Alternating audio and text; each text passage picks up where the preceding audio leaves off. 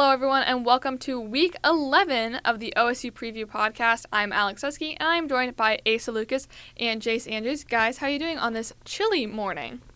Chilly. That's what I think the best I could say. It got cold here really quick. Folks, Christmas came early this year, and you will see what we post on social media. I've never seen Jay smile so brightly and warm. I feel He's cold got at heart. a nice outfit on. You do, Jace. You have a very nice outfit on. Oh, thanks. Well, let's start with something that wasn't so nice. The Cowboys losing to the Jayhawks last Saturday, 37-16. Kansas. They're going to a bowl game for the first time since 2009. And a little fun fact that probably isn't actually so fun. Our last 4 road losses resulted in field storming. Kansas, Kansas State, TCU, and looking back at last year with Iowa State. Now, Jace, you did pick Kansas to win, but you were off by 15 points. So, yes, still was the only you one were to pick it correct. right, You though. were so correct. technically, in theory, my score is the only one that technically can matter. Because isn't the score more of a tiebreaker? I guess. Anything else? Jace, what's more important, winning or being a man of principle? I'm wearing a Texas shirt right now. I think I'm a man of principle. I think I'm okay. It's true. This is what happens when you go against Oklahoma State. There will be a form of punishment somehow. Yeah, even though it was this doesn't even result from For those Texas of you and who Oklahoma may State. not have listened last week, the boys placed a harmless bet on if Tennessee would beat Georgia, and whoever was wrong would wear And boy, was Jace Big 12 Andrews school. wrong. Yeah, so I feel harmed. He is wearing a Texas Longhorn shirt. The dogs came out. I mean, hey, it's going to fit with my pick this week. Spoiler alert. Okay, Whoa. well, before we get into that, let's talk about the big storyline coming out of last weekend's game, which was no Spencer Sanders. But we did have true freshman Garrett Rangel. He did have a tough start. I could tell that he was nervous, but it really wasn't letting him phase him. You know, he threw a deep ball, interception. Another deep ball, another interception. But then eventually they started catching on, and that's what I like to see. You know, he didn't give up. He didn't just hand off the ball. He finished the game at 27-40 with 304 yards and 2 touchdowns. And I got 2 fun facts for you guys. This was the most yards by a freshman quarterback since when? Mason Rudolph? Incorrect. Let's go Brandon Whedon. Also incorrect. Wes Lunt. He had that's a name I've never 324 in 2012. Okay, another fun fact. The second most by a true freshman in a career start since when? Like, out of all college? I think just Oklahoma State. Mason Rudolph. Incorrect. Dang. Let's stick with Brandon Whedon. Also incorrect. Wes? Asa, you might have to correct me on this name pronunciation. I'm not Okay. going to lie. Aso Pogi? What year? 2000. Yeah, no, I was not watching college football then. Can you spell it? I think I know what it is. I was It's alive. Asa with an O. So ASO and Asao. Pogi. Like I think it's Yogi. Pogi. Aso Pogi. Interesting name. Here, I'll find it. So, what were your guys' thoughts on Garrett Rangel's performance? You know, he made a lot of freshman mistakes, and that's something to be expected. Kansas not a crazy environment. He shows me that there's a good future for him at Oklahoma State. He has potential to grow. I wasn't completely disappointed in his performance, and I love saying this every week because it is so true. This just shows Oklahoma State, without Spencer Sanders and with how horrid our defense is, we have no shot at winning really any game. I'm going to be a little bit of a bright spot for Cowboy fans. Obviously, this game did not go the way we expected it to.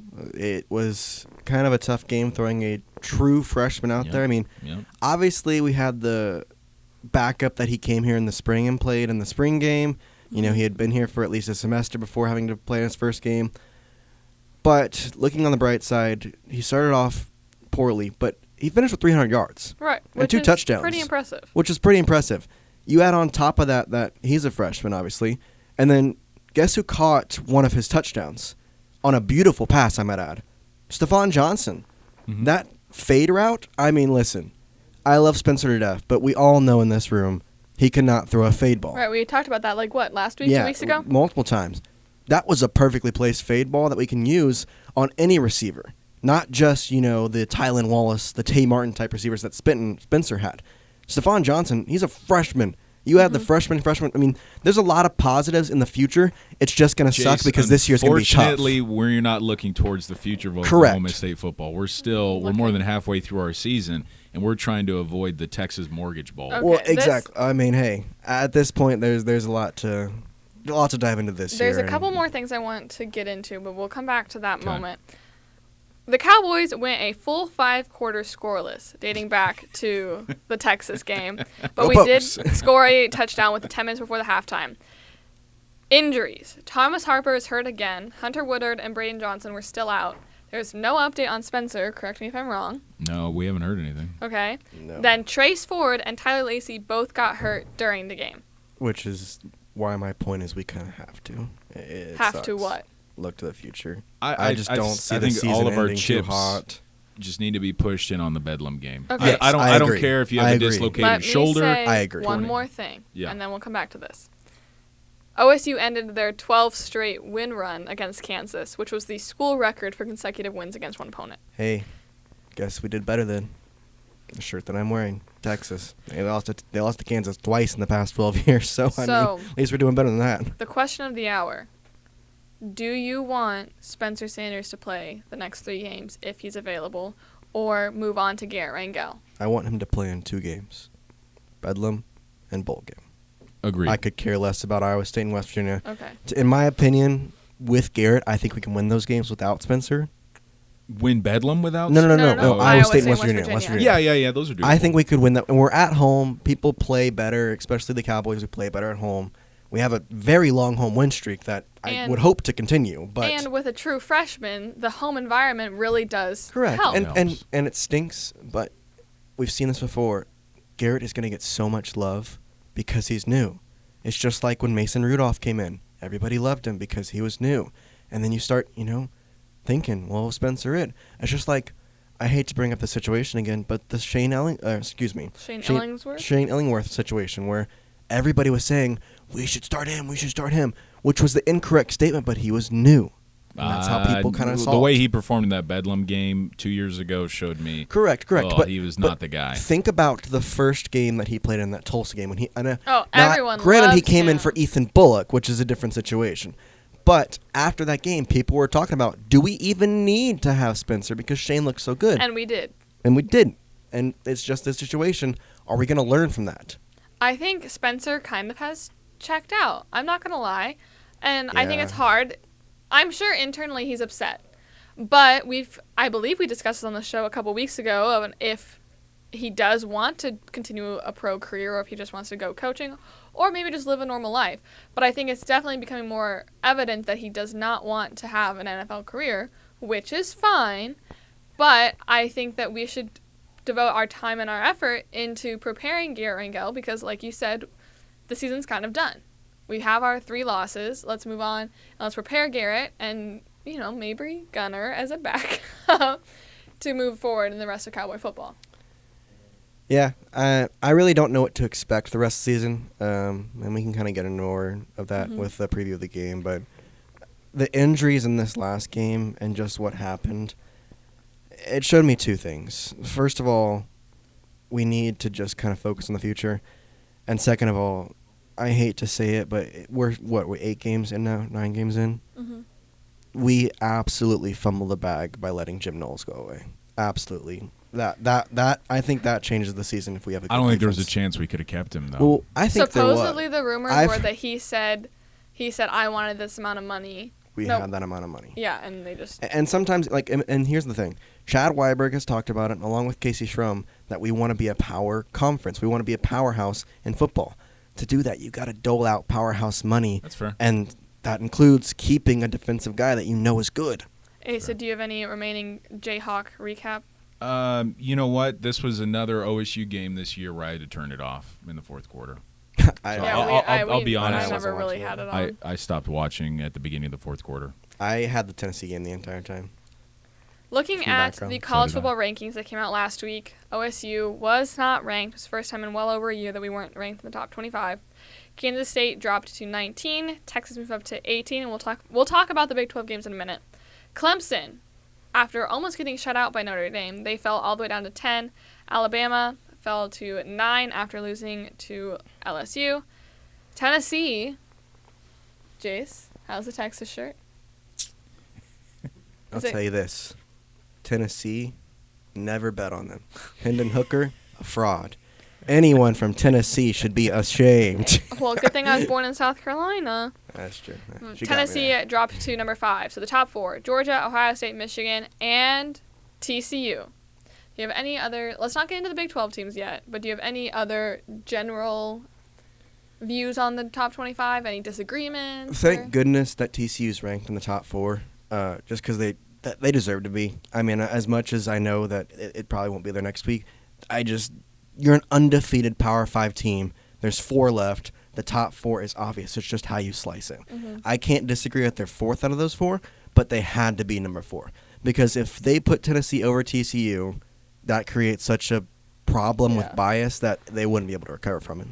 I'm saying, folks, be ready for when it's December time and we have 3 SEC teams all going to the playoffs. I don't know if we'll have time for this, but I think at some point, either this week, next week, we got to dole out time in the next couple weeks to predict who our top 4 we think will be at the end of the season.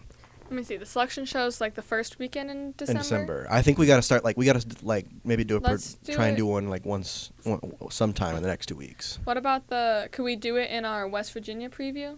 Yeah, we could slot a few minutes of it. I just feel like Bedlam, we're going to have a lot. Well, let's see how quickly we go through this, but I don't know. Asa and I might need some time to think about our predictions. That's fair. If we go through this, maybe we can do one each week. Because, if you know 4, you can go really quick. But let's go through what we should talk about. And then if we have time, we can throw in an extra cherry on top. Folks, this show's live. They're just calling audibles right now. I didn't prepare for this, so that's the what I'm feedback saying, you'll hear, it's going to be raw and honest. I know you called a great game of play last night, so I got to throw it at you sometimes. All right, well, let's look at the Big 12. I have to toot my own horn. I was 4-0 last week. Is that the first time? That is, yes. The boys were 3-1. So you guys are tied at 17-12, and while I still have a losing record of 14-15, I am closing in. Coming back. I am. So, let's see how we do this week. I'm just going to briefly talk about the games last week if you guys have anything you want to interject. Okay. TCU did struggle with Texas Tech in the beginning, but ultimately won by 10, 34-24. Kansas State kept up with Texas, and I know Jace and I have talked about this earlier this week. We feel that if Will Howard would have played, maybe they had a better chance, but Texas probably still would have won. Longhorns on top, 34-27. Baylor was crushing OU, but ended up only winning by 3, 38-35. And Iowa State decisively beat West Virginia, 31-14. Any takeaways you want to discuss before we move into previews? Kansas State is good. The problem is Bijan Robinson is great. And that's what really took over that game. And when Quinn Ewers actually can throw a ball, or when Quinn Ewers, I still don't know what happened with homecoming. I think he was slightly hungover. I got to be honest. I think that speaks to the atmosphere of Boone Pickens. I got to be honest. I think, listen, I understand that it's not the greatest of loudness. It's never going to be an SEC stadium. But you got to remember, he didn't play in Alabama when they played Alabama. Mm-hmm. He hadn't played really anywhere hostile besides Texas Tech. I mean, come on. Boone Pickens is going to blow it out of the water. And he didn't even play that game. It was Hudson Card. There was a small atmosphere he did playing called the Red River Rivalry. Yeah, but did you see the sides? When you are on the other side, it is like playing in an opponent's home field, and it gets very loud, and it's very exciting. Correct me if I'm wrong. Okay. I don't know, but I'm pretty sure they already scored a couple touchdowns in that first quarter, right? It was 14-0. Yeah. The entire time, they were going towards their end zone. Because I think I think you're right. Which would mean by the time that they had to go to the Oklahoma end zone, all their fans were gone. Left, yeah. You saw the picture. I mean, come on now. Okay, well, that's a good segue into looking at the OU West Virginia game. In Morgantown, OU has nearly a 60% chance to win and is favored by 8. Asa, do you want to start us off?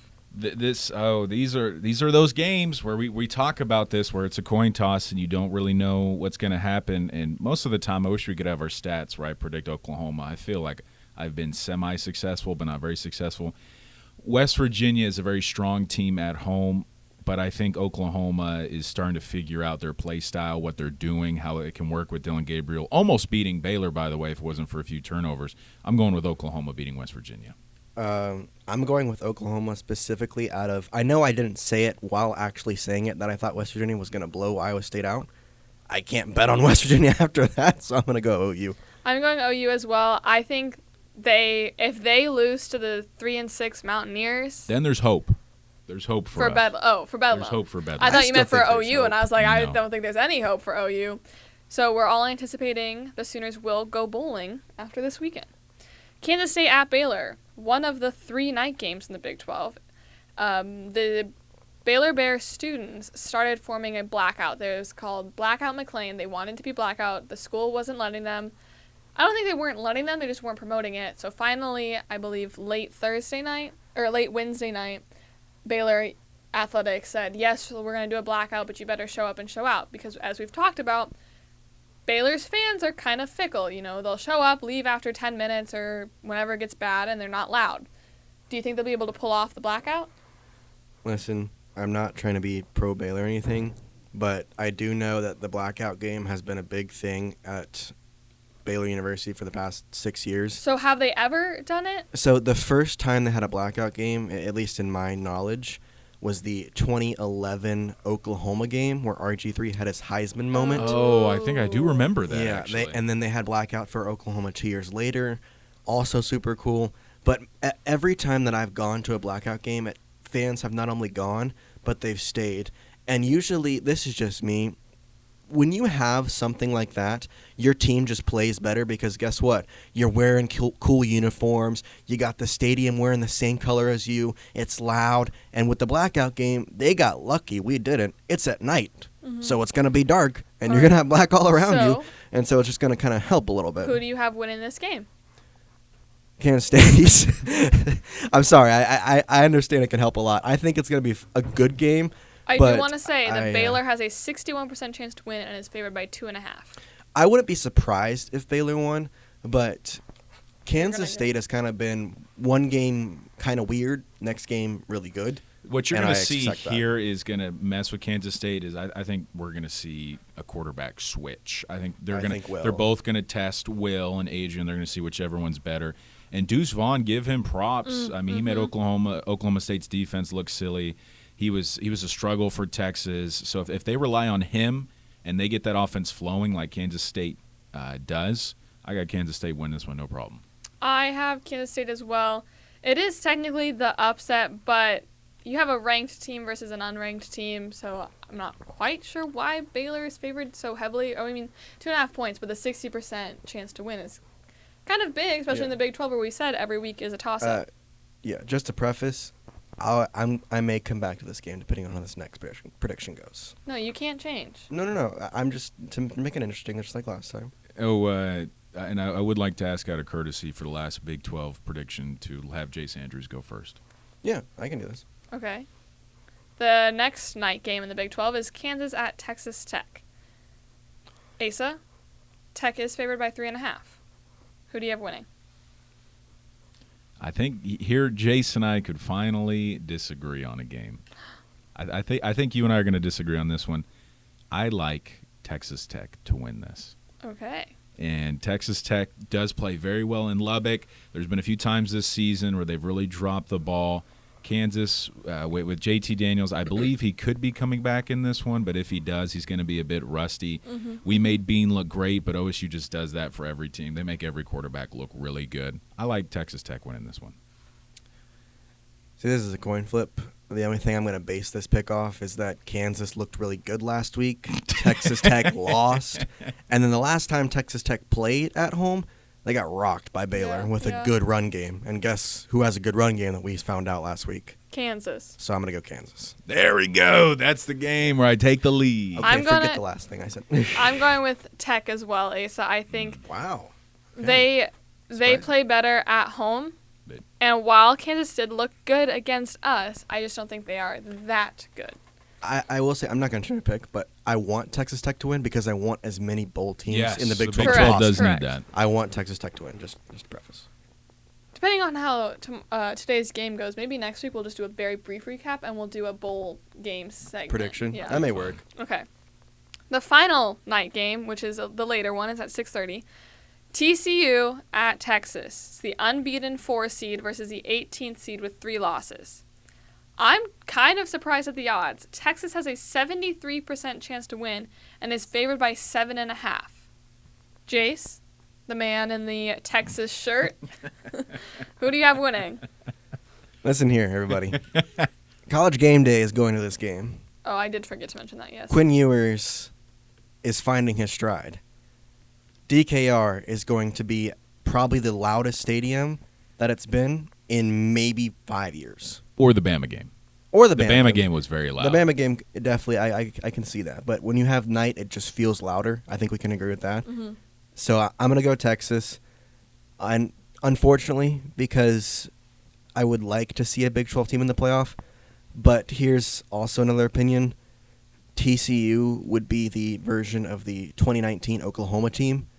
Now, granted, the 2019 Oklahoma team saw the LSU team that crushed them, but I think it just in this season we're not going to have one in the playoff, and that's probably a good thing. Yeah, I like Texas as well. Quinn Ewers is this X factor for them, and when he's on it, really Texas is arguably the best team in the Big 12. Like I said, homecoming, I don't know what happened. Boone Pickens does get loud, but Quinn Ewers looked completely off. You don't miss routes by 10 to 15 yards. You don't overthrow your receivers.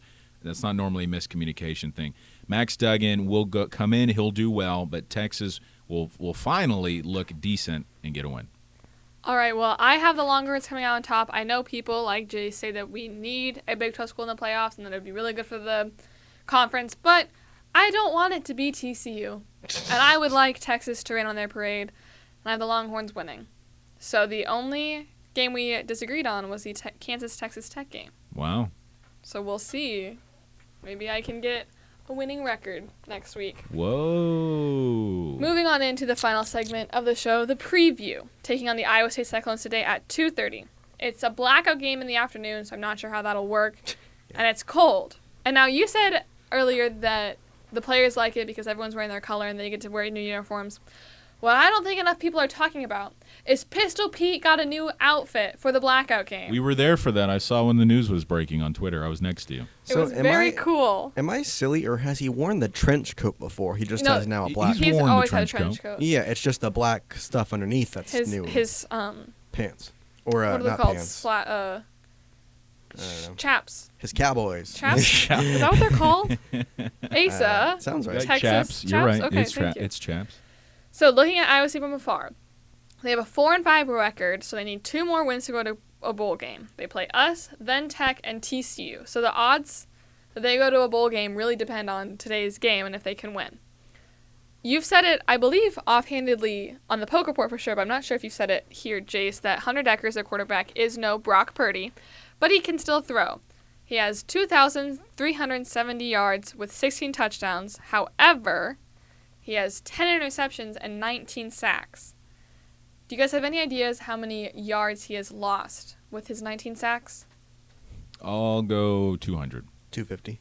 141. So, he really cannot run at all. He has 53 yards. Do you guys have any idea on how many rushing attempts? 39. 25. 61. So he's averaging 0.9 yards a carry. Way to go. What are you guys' thoughts on Hunter Dekkers? He's no Brock Purdy. I feel like there's he's an echo okay. in here. Yeah, I think he's okay. He just doesn't feel confident. I gotta cut in. He is gonna play just fine. I agree. Because he has Xavier Hutchinson. Yes. So he Xavier Hutchinson, I will not be shocked if he gets close to 200 yards today. I won't be. I will not be shocked at all. His season stats are 87 receptions for 953 yards and 6 touchdowns. He caused some issues for us in last year's loss. As I said earlier, that is one of the road games that stormed the field last year when we lost to them. He had 2 touchdowns and a 51-yard reception. Yeah, last week against West Virginia defense, he had 10 catches, 123 yards, and a touchdown. Jace, do you have any offensive analysis? Not offensively for Iowa State. I've got defensively for Okay. Oklahoma State and what that means for them. But do you want me to go into that now? Sure. Or so the problem is, who do we have left on defense? Like, is Jason Taylor playing? Probably not. Probably not. Tyler Lacey? Tyler Lacey. Trace Ford? Probably not. Thomas Harper? Trace Ford's not. Thomas Harper, I don't know. We'll have Brock Jabbar Martin. Muhammad. Mason Cobb. True. Yeah. Mason Cobb. Didn't Xavier get hurt last week, too? I think he came back in, but he got I think he did. got Xavier hurt. Benson? Yeah, I think he was banged up. Anyway, our defense is not only not great, but they're banged up. And so my worry is we're just going to make this offense look good when it's not, and that'll be prevalent in my score prediction here in a moment. Looking at Iowa State's defense, the three main guys that caused problems last year are no longer on the team. One's with the Chiefs, one's with the Rams, and one's at Ole Miss. I don't think any of them are playing currently. I think two of them are injured and one might be on practice squad. The guy from Ole Miss is on practice squad. Yeah. The Cyclones don't have the greatest pass defense, but neither do we. The key player that I think the Cowboys need to watch out for is senior linebacker Orion Vance. He leads the team with 20 solo tackles, 2.5 sacks, and 3 forced fumbles, which I think could be a bigger issue rather than interceptions in today's game. I was going to throw in a player that we need to watch out for is defensive end Will McDonald, the fourth. So he has 33 career sacks, and now he's tied with Texas A&M's Von Miller as the all-time sack leader. And with as bad as our offensive line is, Rangel's going to see a lot of McDonald. Rangel. Apologies. He's going to see a lot of McDonald this week. Watch out for Colby Reeder as well. Okay, so we have one offensive guy to look out for, but 3 defensive guys with our true freshman quarterbacks. That's always great. But the offensive guys, the problem is that they never have looked good. But again, like I said, is our defense going to make them look good? We don't know. Well, we are the 125th pass defense in the country. And they have Out of Xavier Hutchinson. 131. Okay. Go team. So, like I said, Xavier Hutchinson, he's going to look phenomenal. Yeah, what's his career record? Someone should look that up now. Moving on into the predictions, unless you guys have any more analysis you want to add. No? I think it would be horribly fitting for Oklahoma State fans to have their season last year's only loss be to Iowa State, and then to come back next year, play at home, and have their home winning streak defeated by Iowa State. Oh, all right, gosh. well, we know That who would Jace just- is picking. I'm just saying that would be horrible. The Cowboys have a 54% chance to win, but Iowa State is favored by 1.5. The over-under is 48.5, which is much lower than it has been across the season. Asa. No, I'll give it to Jace. Jace, you go first. I hate this game. I really do. I think it sucks You hate because the prediction game or the OSU Iowa State game? the OSU Iowa State game because it's freezing cold outside. I don't know who's playing quarterback. I'm pretty sure it's going to be Garrett. I'm pretty positive too. And on top of that, I don't know who the heck is going to be our defensive guys. They're all going to be freshmen out there. That being said, I'm still going Oklahoma State. I think they're going to win this game because Garrett looked good. He looked good. He did. He's going to settle in. And the good news here, because it's so cold, it's going to be a little harder for Oklahoma State and Iowa State to get the ball rolling at first. But then I think it's going to start rolling in the second quarter. So I'm going to say Oklahoma State wins this one 31-24 over the Iowa State Cyclones. Taking the over. Correct. But I will say I think Xavier Hutchinson does go for 200 yards and 2 touchdowns. Asa? I can agree with that. So my score is going to be a little bit different than on the poke report, but I still have the Cowboys winning this one. Our home field advantage, as we've talked about, especially at a night game, fans are going to be excited. It's an afternoon game. But it's a blackout game with the 2:30 kickoff. Fans are going to be really excited. They need the Cowboys to win. We want to be somewhat dominant again. So I have the Cowboys winning this one, a sloppy win, but they're going to win 23-20. Okay. And So a expect higher lots score of than the poke fumbles. report. A humble plug. Make sure you watch out the poke report. It was up yesterday on the YouTube channel.